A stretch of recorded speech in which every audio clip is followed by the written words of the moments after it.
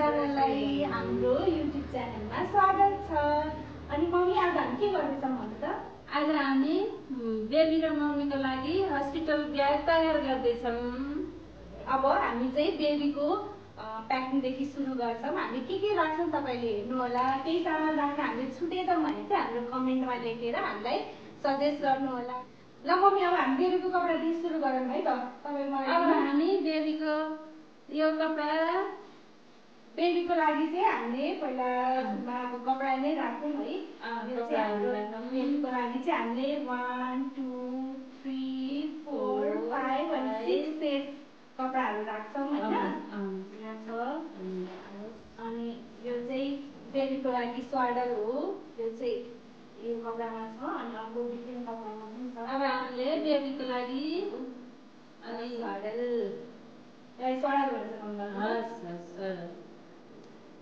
अब हामी बेबीको लागि होल्डिङ ब्ल्याङ्केट राखिरहेका छौँ।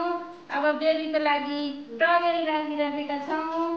अब बेबीको लागि सानो टवेल अनि बेबीको लागि झुल पनि चाहिन्छ। मच्छरले टोक्छ नि, त्यही झुल तयार गरेका छौँ। अनि बेबीको लागि जाडो हुन्छ भनेर बाक्लो ब्ल्याङ्केट तयार गरेका छौँ। अब हामी बेबीको लागि पन्जा र मोजा 3 जोडी राख्दैछौँ। कति सानो है। अब नेक्स्ट के छ मम्मी भन्नु त? अब बेबीको लागि डाइपर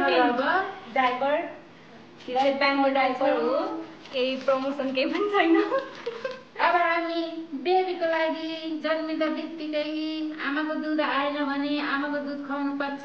पहिला आएन भने यो एक्स्ट्रा बेबीको लागि दुध राख्दैछौँ, फर्मुला मिल्क चाहिँ। अनि बेबीको बोतल। अब यो बेबीको लागि दुध खुवाउने बोतल, यो ब्रस हो। यो चाहिँ हामीले चाहिँ डक्टर ब्राउनको युज गरिरहेको छौँ। यो बोतल अब गर्नेवाला छौँ।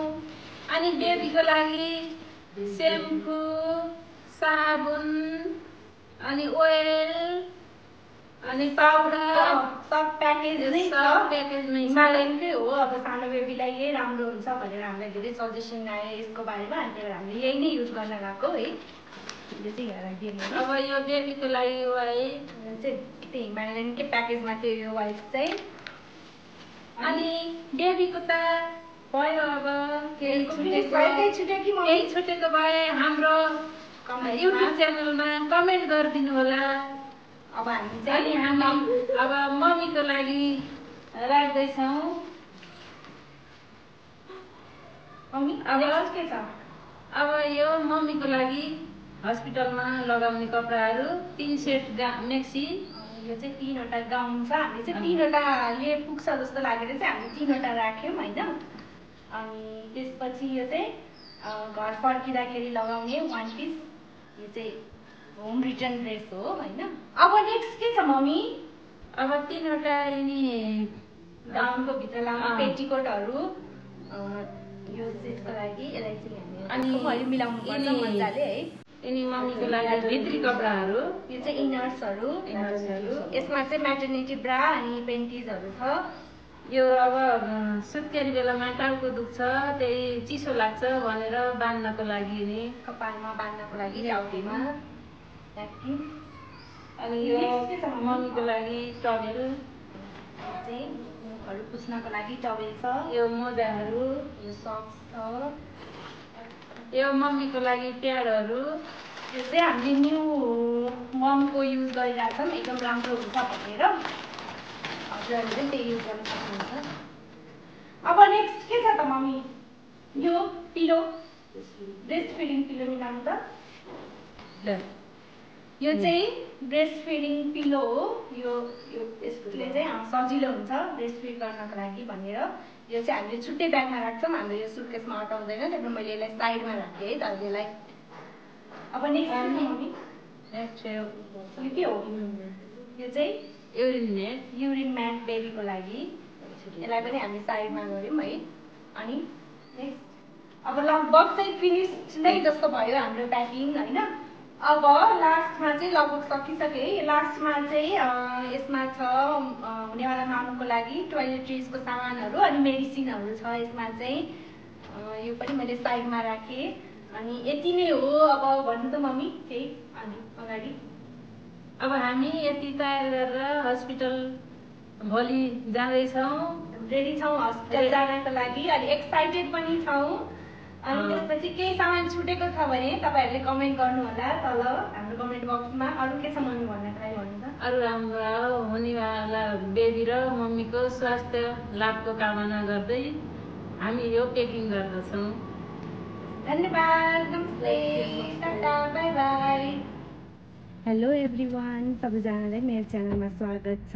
अनि आज चाहिँ यो भ्लगमा चाहिँ हाम्रो मेरो प्यारो भाउजूको प्रेग्नेन्सी जर्नी मैले देखाउने छु। अनि हामीले चाहिँ भर्खर त होइन दिउँसोतिर भाउजूलाई एडमिट गरिसक्यौँ। भोलि चाहिँ भाउजूको अपरेसन भनेको छ। अनि म चाहिँ खाना बनाएर अब खाना लिएर जान्छु हस्पिटलमा।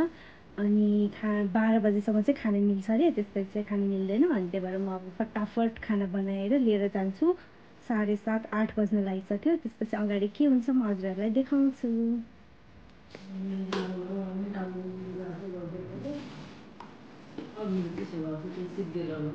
हेलो, के छ? कस्तो लागेको छ? डर लागेको छ? मम्मीले खाना खाने टाइम हुँदैछ। यो हो सरकारी अस्पतालको रुम क्याबिन। झन्डा एउटा फ्यान चाहिँ रहेछ, फ्यान रहेछ। सबै रहेछ।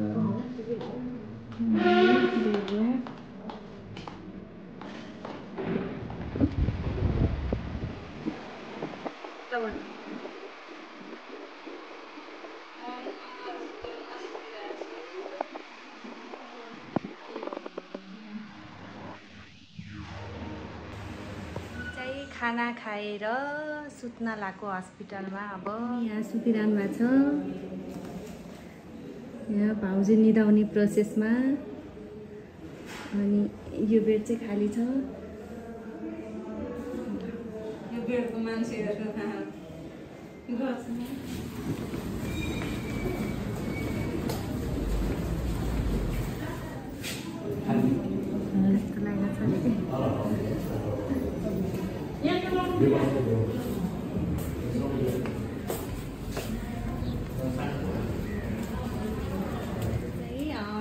2081 असोज 11 गते हो। अनि आज चाहिँ हाम्रो भाउजूको बेबी आउँदैछ। भाउजूलाई चाहिँ अपरेसन थिएटरमा लगिसक्यो। अनि हामी चाहिँ वेट गरेर बसिरहेको छौँ। हामी चाहिँ एकदम धेरै एक्साइटेड छौँ।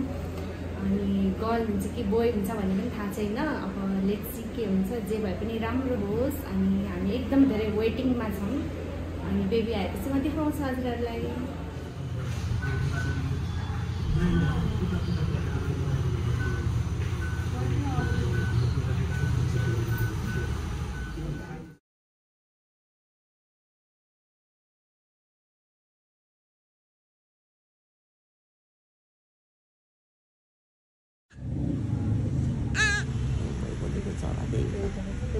उस बेबी या उसको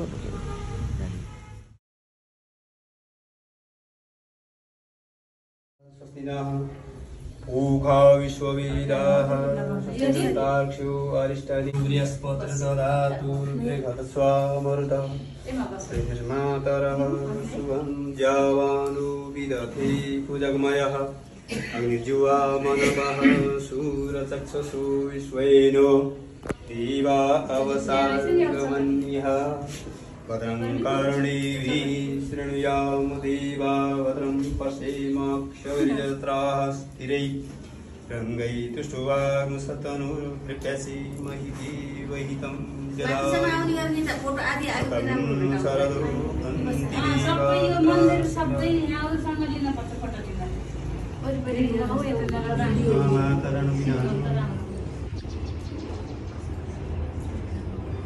तपाईँले पढ्नु नदियो छोराकी छोरी त त्यतिखेर जाने अवस्था छोरी भन्दै अब भगवान्ले दिन जे दिन्छ केही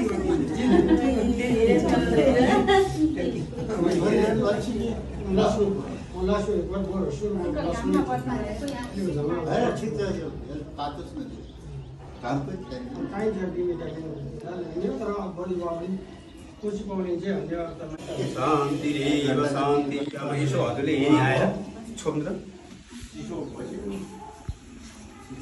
ल म उठिदिन्छु यहाँ 3 चोटि सट्टै यहीँबाट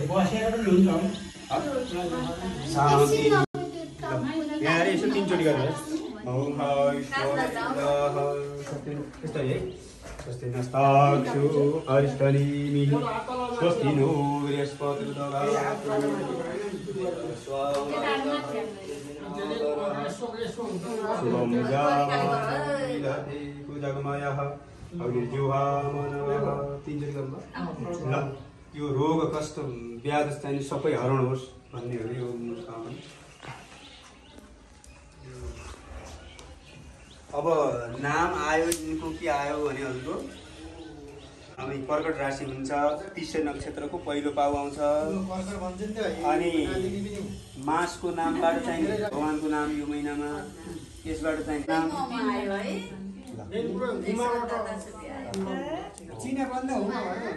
जिनाबाट हुन्छ तर ऋतुभावमा श्रद्धा भयो ऋतुको नाम भगवानको नाम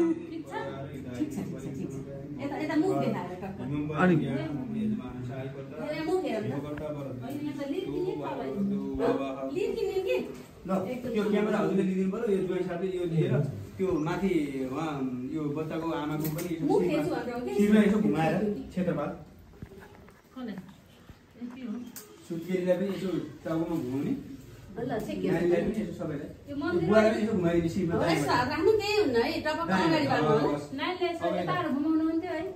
घुमाउनुहुन्छ भरोसाले घुमाउनु अब त अब यो माथि भाउजूलाई यसो घुमाइदिनुहोस्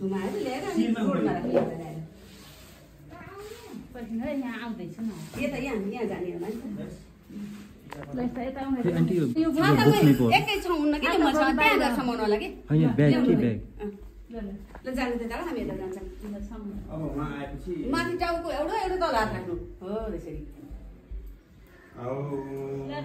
हाम्रो नानीलाई बोकेर ल्याउँदैछु अनि ठुली भइसकिन आज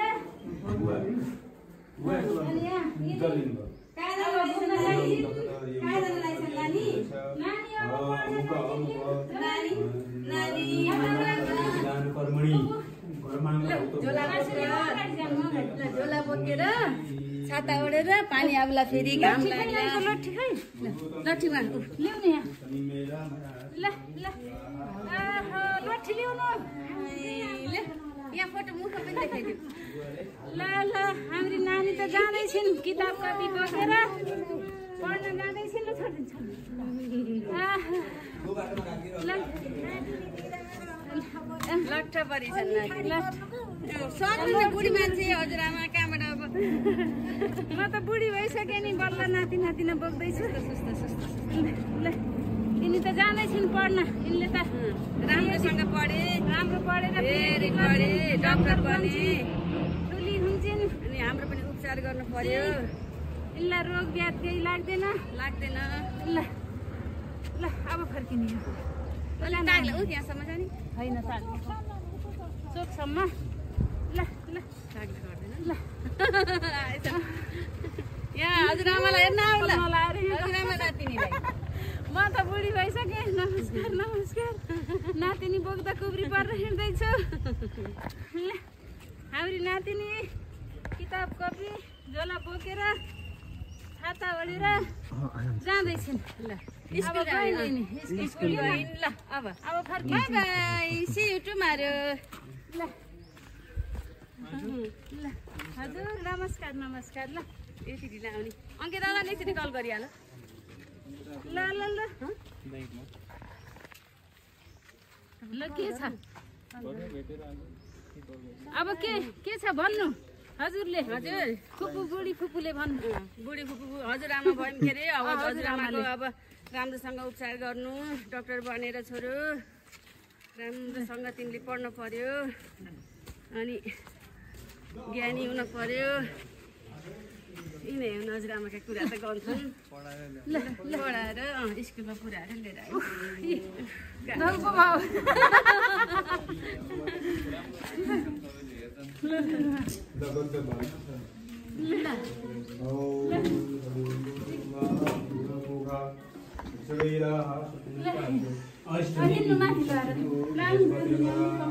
हजुर पनि हवन गर्ने भए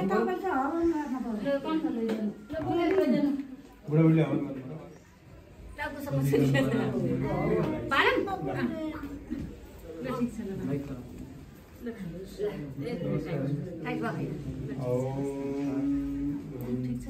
अब अर्को बुढी मान्छे